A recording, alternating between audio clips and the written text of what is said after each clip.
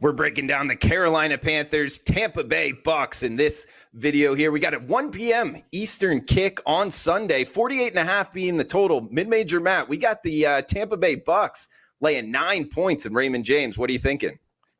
Well, it's crazy. The way the offseason went, you would think that the Tampa Bay Buccaneers, when they had Leonard Fournette, had the greatest offense ever created. Everybody was ready to crown them Super Bowl champions. How are you going to stop this offense? Well, clearly people stopped that offense. New Orleans beat them, and there was 3 turnovers. Now, look, Leonard Fournette only played 9 snaps. He's going to play more. They'll figure that rotation out. And look, it was the New Orleans Saints, who a lot of people, including me, think are going to make the Super Bowl. So I'm not worried about Tampa Bay here. The bigger thing is, I was higher on Carolina than a lot of people this offseason because I like Matt Rule. I think there's pieces there. Anytime you've got Christian McCaffrey, Teddy Bridgewater just wins no matter how he does it.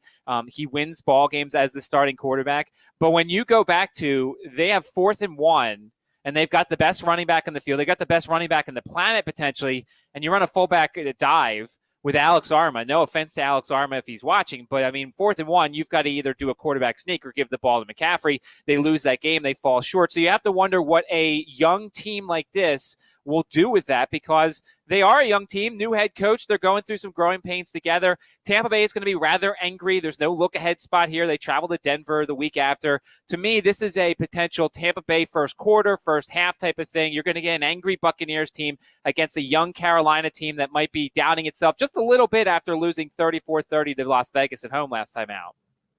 Yeah, and Robbie, now they got to go on the road here to Tampa Bay. However, the ultimate equalizer here, -9. You know, Tampa's already 0-1. Now asking them to lay nine points here. It's kind of a difficult proposition depending where you sit. But what are you thinking here, Vino? Yeah, I mean, the 34 points allowed are misleading, right, guys? I mean, they only gave up 271 total yards to New Orleans last week, so the defense was just fine. It was the 3 turnovers, that 3-0 turnover margin that hurt them. Bruce Arians has come out already today and said that he's going to find more ways to get Mike Evans the ball. I think Mike Evans had 1 catch for 7 yards. We know he was playing on a bad hamstring, but he got through the game and should be a week better for that. So I'd look for a little more connection between Brady and Evans, even if it's of the forced nature. Arians is going to move him up and down the line of scrimmage, try and get him in good spots in formations. It's a step up and a step down in class, which favors Tampa Bay, right? Tampa Bay plays New Orleans, plays them pretty tough. I still think the final score is a little bit misleading. And, Carolina plays the Las Vegas Raiders, who are toothless on defense. I think there's one matchup here, guys, that leads me to believe that this game could get over 48.5 points. And that's the Carolina wide receiving core, which is full of speed.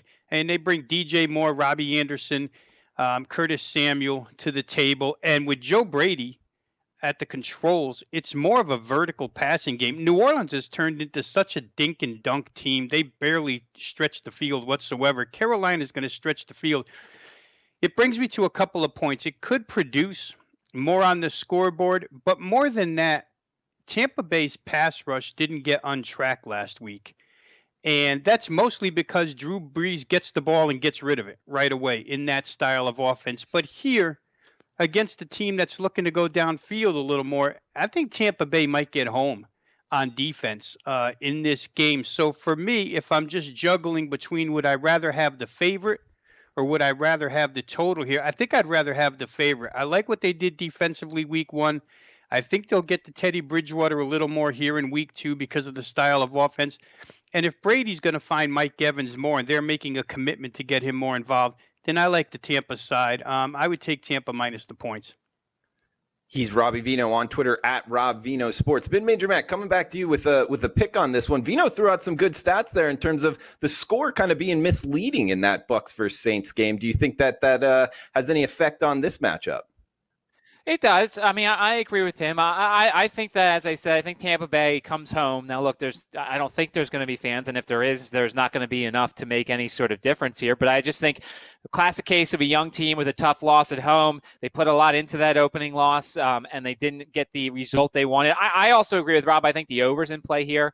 The question is, though, can Carolina carry that effort over against the defense? Tampa Bay's better than Las Vegas. I expect Tampa Bay to do their part. They're probably going to put up 28 to 30 points, I would say, here. So that's why, to me, I'm going to shrink the game down, at least in my mind, play Tampa Bay in the first quarter or the first half, get them when they're most aggravated after a loss like that. And that way, you get a young Carolina team that goes down early to Tampa Bay. I don't know necessarily what the first quarter or first half lines will be, but I'm looking at an early Tampa Bay lead in this one as they kind of get out their aggressions after last week. All right, Tampa Bay first quarter, maybe first half. Robbie Vino liking the leaning towards the over, but liking the favorite in this one. We got the Bucs -9 at home. For Mid-Major Matt, sportsmemo.com, on Twitter at Mid-Major Matt. I am Drew Martin on Twitter at Drew Martin Bets, and Robbie Vino on Twitter at Rob Vino Sports. And guys, remember, $2 Tuesday, sportsmemo.com, wagertalk.com, each and every Tuesday. Top handicappers, top play, discounted to just $2 at both sites, wagertalk.com, sportsmemo.com.